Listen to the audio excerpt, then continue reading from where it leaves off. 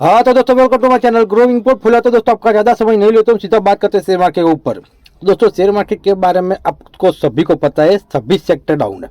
Okay, Nifty, Sensex, bank Nifty, Nifty mid cap, Nifty small cap, लेकिन आज IT sector अच्छा खासा plus में है।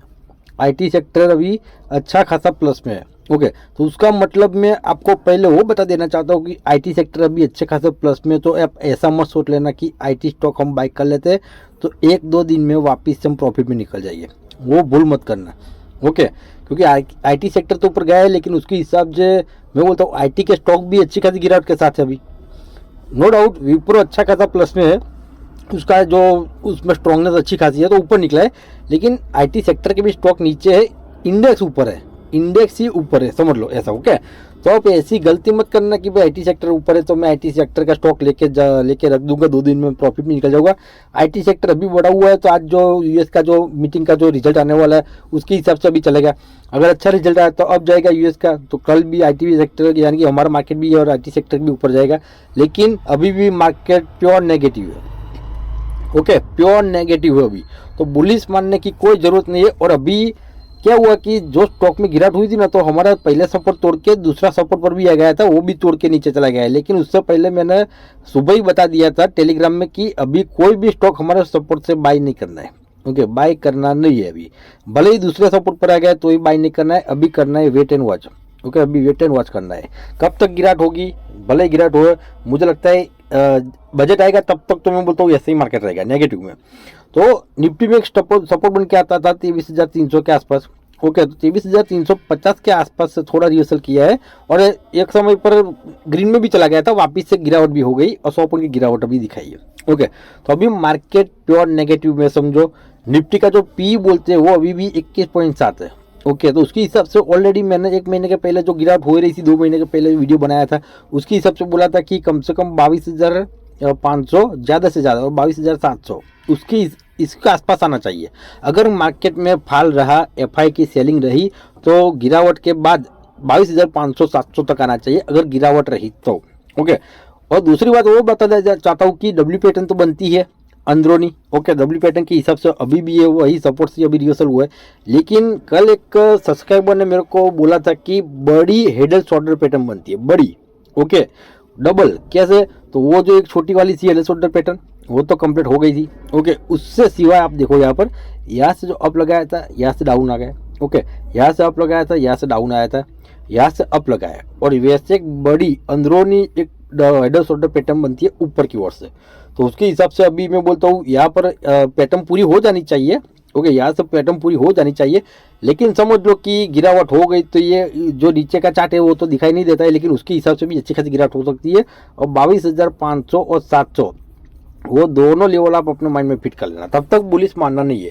जिसने भी सपोर्ट पर बाई किया है कुछ नहीं करना है, थोड़ा टाइम देना पड़ेगा, थोड़ा टाइम दो और होल्ड करो, और नई किसी भी स्टॉक में बाइंग करनी नहीं है। ओके, तो अभी गिरावट कौन से स्टॉक में कब तक गिरावट हो सकती है उसके बारे में बात करेंगे, लेकिन बाइंग के बारे में बात नहीं करेंगे अभी। ओके, तो उसमें सबसे पहले हम बात करें सीडीएसएल की, तो सीडीएसएल का चार्ट क्या बोलता है दोस्तों। सीडीएसएल में 1700 बाइंग हो गया था और 1600 के आसपास बोला था कि एवरेज करना। ओके, लेकिन सुबह बोल दिया था कि एवरेज कोई भी सपोर्ट आ जाए एवरेज मत करना, तो 1600 पर एवरेज नहीं करनी थी हमको। 1700 बाइंग हो गया है, गिरने दो, जितना गिरे उतना। वैसे तो हमारा जो उसका ट्रेड लाइन वाला था 1600 तोड़ के ऊपर चला गया था, वापिस आज 1600 टच करना है, वैसे रिटेस्ट करने आया ऐसा फीलिंग होता है, और जिगजैग पैटर्न से नीचे आए, तो उसके हिसाब से जिगजैग पैटर्न से थोड़ा अप भी निकल सकते हैं, लेकिन इसको बुलिश नहीं मानना है। सपोर्ट से थोड़ा अप निकले तो बुलिश नहीं मानना है, वापिस से ऐसा भी हो सकता है जिगजैग पैटर्न से। ओके, नीचे भी आ सकता है। तो जिसने भी 1700 के लेवल पर बाई किया है, तो अभी मैं ऐसा बोलूँगा कि 1700 के आसपास आए तो प्राइस टू प्राइस आपको निकलना है तो निकल सकते हो। क्योंकि 1700 के आसपास आए तो प्राइस टू प्राइस निकल सकते हो, भले ही बाद में ऊपर निकल जाए, अफसोस नहीं करने का। लेकिन जब भी मार्केट न्यूट्रल पॉजिटिव साइन दे तब ही हम स्विंग ट्रेडिंग के लिए सोचेंगे, तब तक अभी हम लॉन्ग टाइम के हिसाब से कौन से स्टॉक बाई करने हैं उसके बारे में सोचेंगे। समझ लो कि यहाँ से गिरावट हो जाए और 1500 के आसपास आ जाए, 1500 1400 के आसपास आ जाए। ओके, तो यहाँ पर 1400 1500 के बीच में आप लॉन्ग टाइम के हिसाब से 30-40% क्वांटिटी बाई कर सकते हो, उससे पहले नहीं। ओके, उसके बाद बात करें केपीआई ग्रीन की, तो केपीआई ग्रीन का चार्ट क्या बोलता है दोस्तों। केपीआई ग्रीन में जो उसका स्ट्रॉन्ग सपोर्ट बन किया था 480 स्ट्रॉन्ग सपोर्ट, यहाँ से रिवर्सल होना ही था, लेकिन उसको तोड़ के चला गया नीचे। ओके, तो अभी गिरावट, जाहिर सी बात है गिरावट होगी, लोअर सर्किट में लग गया है अभी। ओके, तो इसमें मैं ऐसा बोलता हूँ कि नेगेटिव ऐसा तो कोई न्यूज़ है नहीं, मार्केट पूरा प्रेशर में है, पूरा रिन्यूएबल सेक्टर प्रेशर में है। ओके, सभी सेक्टर प्रेशर में, तो उसके हिसाब से ये जाएगा नीचे। और मिड कैप की कंपनी है तो मिड कैप सेक्टर पूरा नीचे जाता है तो वो नीचे जाएगा, फाइनल जाएगा। लेकिन ये सपोर्ट नहीं तोड़ना चाहिए था, ये सपोर्ट से थोड़ा वो अप जाता और वापस से नीचे आ जाता कोई बात नहीं, लेकिन सपोर्ट तोड़ के नीचे आ गया है तो उसका एक दूसरा सपोर्ट बन के आता है 400। ओके, तो अभी 500 के लेवल से बाई किया है और 480 के लेवल से बाई किया है, उसको अभी जाने देना लॉन्ग टाइम के हिसाब से। लॉन्ग टाइम के हिसाब से स्विंग ट्रेडिंग के लिए अभी कुछ बाई नहीं करना है, लॉन्ग टाइम के हिसाब से जाने देना। और लॉन्ग टाइम के हिसाब से वापिस से 400 के आसपास आ जाए तो 400 के आसपास फिर से 30 या 40% क्वांटिटी बाई करके एवरेज करना, उसके बाद होल्ड करना। ओके, मार्केट में बोलता हूँ ये भी अच्छा खासा प्रॉफिट देगा आपको, फाइनल देगा, लेकिन मार्केट भी थोड़ा प्रेशर में है अभी, मार्केट नेगेटिव में, ग्लोबल मार्केट नेगेटिव में, तो उसको नेगेटिव होना ही पड़ेगा। बाकी अच्छे खासा ऑर्डर है उसके पास, अभी 2 साल तक कोई ऑर्डर नहीं मिलेगा तो भी उसका कामकाज चलता रहेगा, उतना सारे ऑर्डर पड़े अभी अच्छे खासे पेमेंट के साथ। तो अभी देखो अभी क्या होता है, अभी सपोर्ट तो तोड़ दिया है, अभी 400 का एक सपोर्ट बन के आता है, सपोर्ट स्ट्रॉन्ग कैंडल के साथ तोड़ा है, वो भी लोअर सर्किट के साथ। ओके, तो अभी मार्केट हमारा जब तक पॉजिटिव नहीं होगा तब तक हम बाय नहीं करेंगे, लेकिन 400 का लेवल पर आए तो लॉन्ग टाइम के हिसाब से 30-40% बाय कर सकते हो। उसके बाद 500 और 400, ओके, यानी कि 450 आपकी एवरेज प्राइस आ जाएगी, उसके बाद होल्ड करना, भले ही थोड़ा टाइम देना पड़ेगा, टाइम देना, लेकिन प्रॉफिट में ही निकलना है। लॉन्ग टाइम के सिनेरियो से अभी देखना, ओके, स्विंग ट्रेडिंग के लिए अभी भूल जाओ। उसके बाद बात करें इरिडा की, तो इरिडा का चार्ट क्या बोलता है दोस्तों, इरिडा का रिजल्ट तो बेस्ट आया है, जबरदस्त आया है, गुड आया है, लेकिन ऐसा हो सकता है कि जो मार्केट ने एक्सेप्ट किया था ऐसा नहीं आया होता तो उसके हिसाब से भी गिरावट होती है, समझ लो, ऐसा हो सकता है शायद।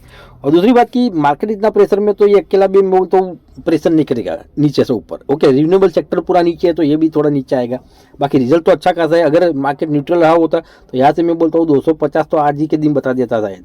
ओके, लेकिन अभी गिरावट हो गई है तो अभी यहाँ पर 201 हमारा बाइंग लेवल आ गया है अभी, तो यहाँ पर मैं बोलता हूँ बाइंग मत करना। अभी आपको रिस्क लेना है तो आप अपने हिसाब से लॉन्ग टाइम के हिसाब से, अभी लॉन्ग टाइम के हिसाब से मैं बोलता हूँ 30 या 40% क्वांटिटी बाई कर सकते हो। ऊपर चला जाए तो आपको प्रॉफिट बुक करना है तो कर लेना, कोई बात नहीं, लेकिन नीचे आ जाए तो 180 के आसपास फिर से आए तो एवरेज कर लेना।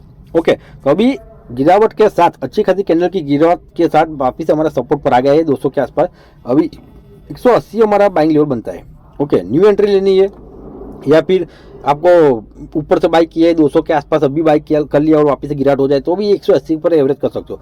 हम अगर समझ लो कि 180 का सपोर्ट तोड़ दिया तो सीधा 150 के आसपास, सीधा 150 के आसपास समझ लो। ओके, तो अभी मार्केट नेगेटिव में है तो बाइंग करने का मैं बोलता हूँ अभी रिस्क मत लेना। टेलीग्राम में बता दिया था कि कोई भी सपोर्ट आ जाए हमारा बाइंग मत करना, तो अभी इसमें बाइंग किया है अपना तो भी मैं बोलता हूँ प्राइस टू प्राइस कल निकल सकते हो 200 के लेवल पर। अगर खुल जाए तो ऊपर जाए तो 5-10 पॉइंट में भी निकल सकते हो, क्योंकि मार्केट अभी पूरा प्योर नेगेटिव है, अभी बुलिश हुआ नहीं है या न्यूट्रल भी नहीं हुआ है, नेगेटिव में ही। तो हमारा बाइंग लेवल आ गया है, लेकिन बाइंग करना नहीं है, 180-90 की वेट करो, उस पर आए तो 30-40% लॉन्ग टाइम के हिसाब से बाई कर सकते हो।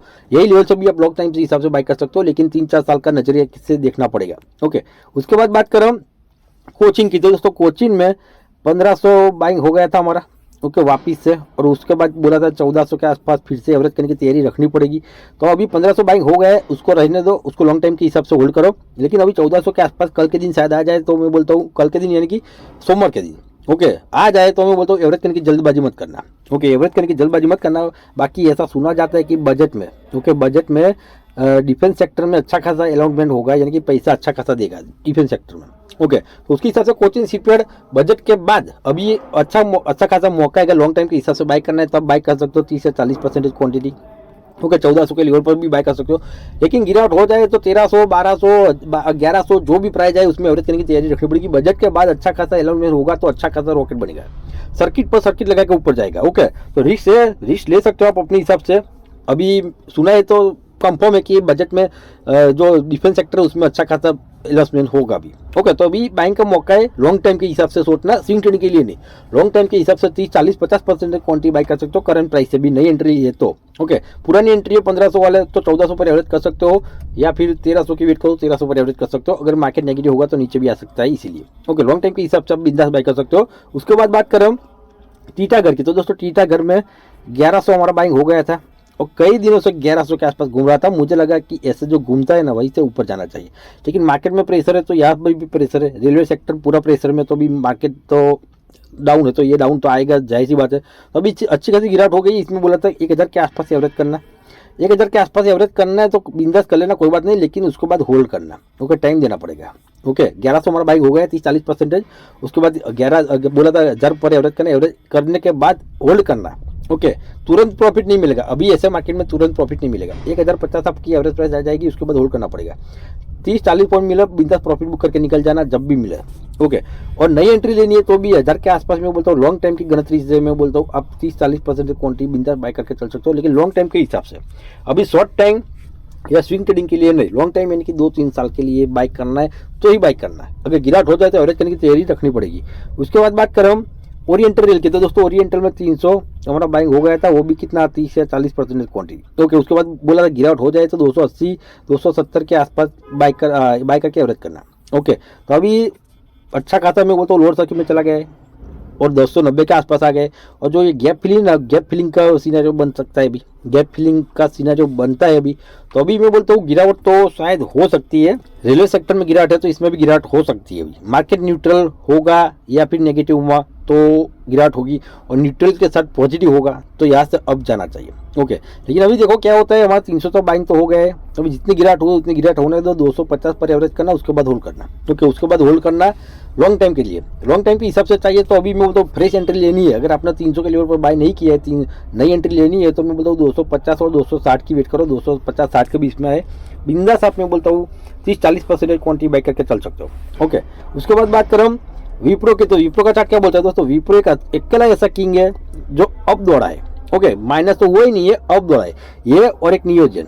ओके, एक नियोजन, दोनों अब दौड़ा है। तो अभी इसमें विप्रो में 300 हमारा बाइंग था। ओके, 300 हमारा बाइंग हो गया था 30-40-50% क्वांटिटी के साथ। तो उसके बाद तो गिरावट भी हो गई थी 290 के आसपास।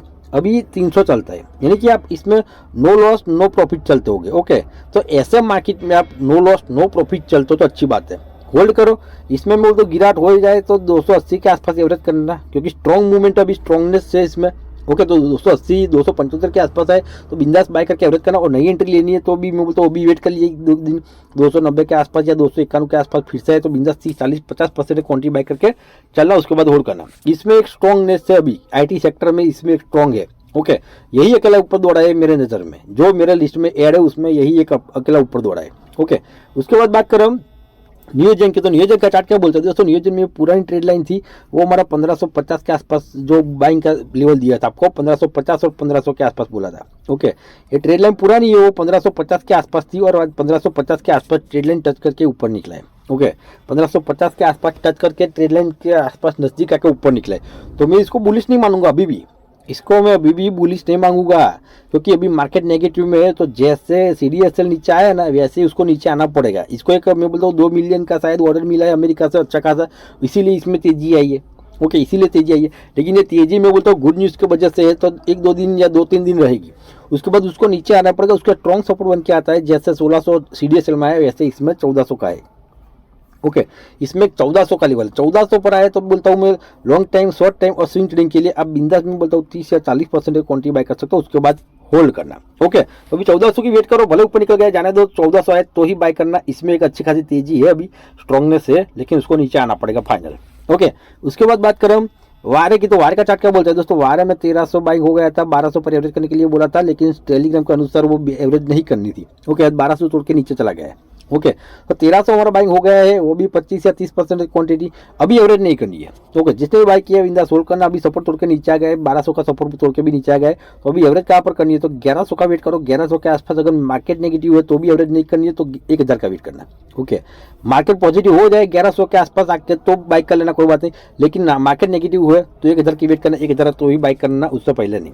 ओके, तो मार्केट का सिनेरियो देखने के बाद 1100 पर एवरेज करना, उससे पहले क्लियरली ना। लॉन्ग टाइम के हिसाब से चाहिए तो भी मूव तो 1100 के आसपास आए तो फ्रेश एंट्री भी लॉन्ग टाइम के हिसाब से बिंदास ले सकते हो। ओके, उसके बाद बात करें हम HCL की, तो HCL का चार्ट क्या बोलते हैं दोस्तों, HCL में पुराना हमारा जो बाइंग लेवल था 4000, वो कंप्लीट 4000 लेवल आए इसमें। ओके, स्ट्रॉन्ग सपोर्ट पर अभी आके खड़ा है, तो डिफेंस सेक्टर में अच्छा खासा मैं बोलता हूँ अनाउंसमेंट होने वाला है, तो ये अच्छा खासा रॉकेट बन सकते हैं। तो अभी के लेवल से मैं बोलता हूँ ज़्यादा नहीं, 20 या 25% क्वांटिटी बाय कर सकते हो। ओके, 20-25 या 30% क्वांटिटी बिंदास बाय करके चल सकते हो। ओके, लेकिन गिरावट हो जाए तो एवरेज करने की तैयारी रखनी पड़ेगी। ओके, इसमें हर 200 पॉइंट की गिरावट में एवरेज करने की तैयारी हो तो ही मैं बोलता हूँ करंट प्राइस से भी 25-30-25% बाय कर सकते हो।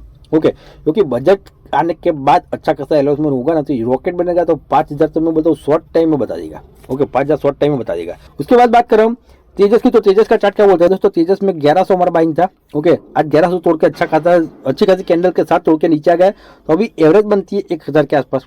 ओके, 1000 आए तो ही एवरेज करना, वो भी मार्केट का सिनेरियो देखने के बाद। ओके, शायद 1000 तक आ सकता है अगर मार्केट नेगेटिव रहा तो। वैसे जो क्लोजिंग दिया है वो अच्छा खासा मैं बोलता हूँ सपोर्ट का काम कर सकता है, लेकिन अभी कोई भी सपोर्ट काम करता नहीं है, सीधा तोड़ के नीचे आ जाता है अच्छी खासी कैंडल के साथ। वैसे कोई जो भी शेयर अभी अच्छा खासा सपोर्ट तोड़ के नीचे आता है ना, वैसे मार्केट रिवर्सल होगा ना तो वो भी रजिस्टेंस सटासट तोड़ के ऊपर जाएगा, वो भी फाइनल है। लेकिन उसके लिए वेट करना पड़ेगा, थोड़ा टाइम देना पड़ेगा।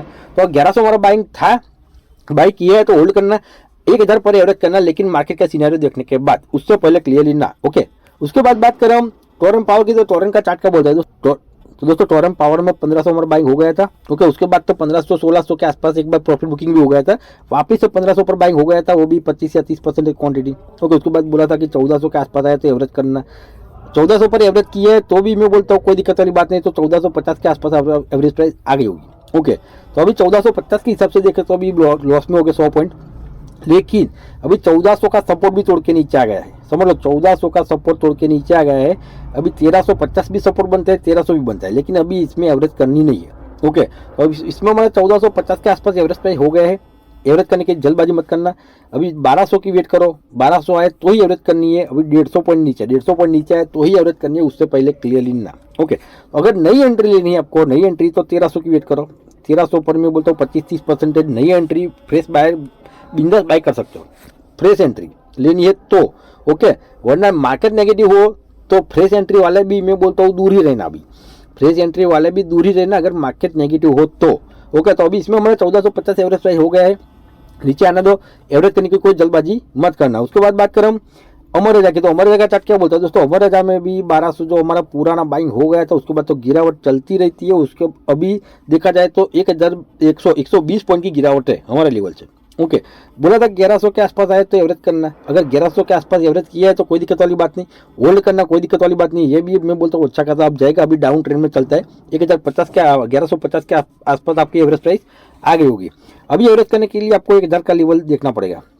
ओके, तो अभी फ्रेश एंट्री लेनी है तो भी 1000 के आसपास लेना, और एवरेज करनी है तो भी 1000 के आसपास करना, 1000 तक आ सकता है। जैसे तो जो लोअर पैटर्न बनती है उसके हिसाब से यहाँ से थोड़ा अप जाने के बाद नीचे आना चाहिए, यानी अप जाने के बाद यानी कि 1050 के आसपास, सॉरी 1150 के आसपास जाने के बाद यहाँ से नीचे आना चाहिए। ओके, जो डाउन ट्रेंड चलता है उसके हिसाब से। तो जो एवरेज प्राइस हमारी 1150 के आसपास आई है, तो 1150 के आसपास आपको दिखाई दे तो यहाँ पर मैं बोलता हूँ प्राइस टू प्राइस एग्जिट कर लेना। ओके, क्योंकि पैटर्न के अनुसार वापिस से नीचे आ सकता है, और अभी जहाँ पर क्लोजिंग दिया है वो भी एक सपोर्ट का काम कर सकता है, ये भी एक सपोर्ट का काम कर सकता है। लेकिन अभी मार्केट ऐसा है तो सपोर्ट काम नहीं करेगा, डाउन पैटर्न से नीचे आएगा या फिर थोड़ा ऊपर जाए तो 1150 के आसपास आप प्राइस टू प्राइस निकल सकते हो। उसके बाद देखो क्या होता है, मार्केट नेगेटिव होगा तो बाइंग करने का कोई चांस ही नहीं है, पॉजिटिव होगा तो ऊपर की प्राइस से भी बाइक करना पड़ेगा तो करेंगे। ओके, बस दोस्तों इस वीडियो में इतना ही। वीडियो अच्छा लगे तो वीडियो को लाइक कर दीजिएगा, चैनल को सब्सक्राइब कर दीजिएगा, वीडियो को शेयर कर दीजिएगा। जय हिंद, जय भारत।